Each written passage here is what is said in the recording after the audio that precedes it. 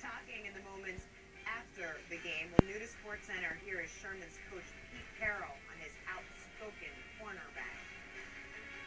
I think Richard had a chance to, he got his thoughts out today a couple different times about what he felt about it, and we did talk about it, and he was really clear that the last thing he wanted to do was take something away from our team and what we had accomplished.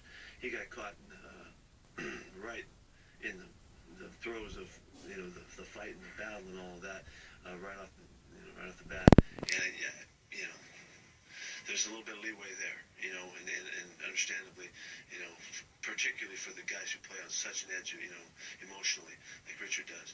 And but he made his statements. He felt he didn't want to take anything away from the team. I don't think he really wanted to send out any personal messages. It just kind of came out, and in the heat of the moment and the emotion of it, even after the game, he felt was still very emotional.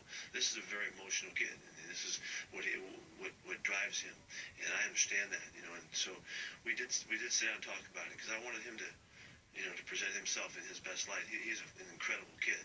He's got great sense about things and understanding and sensitivity and awareness, and he cares, and he's a very thoughtful person. So when he puts out those kinds of thoughts, he has to know what he's saying and understand it. And I think he's very understanding at this point that he caused a stir that took something away from the team. I look at it this way. I look at it like, and I said this earlier this morning, that with these guys, we're doing this together, and my role that I play is what I am the most, and I'm a dad, and I looked at it like it was my son, in a sense, what would I tell my son, and so, and I said, there's some stuff in there that I think you should think about. Did you really want it to come out the way it did? And talk our way through that, and he didn't, but he didn't feel right about that, so he came out and made a statement, and so we support him in that. Immediately after Seattle clinched the conference title, the Las Vegas Hotel and Casino opened its title odds with Carroll's squad as a 2-point favorite.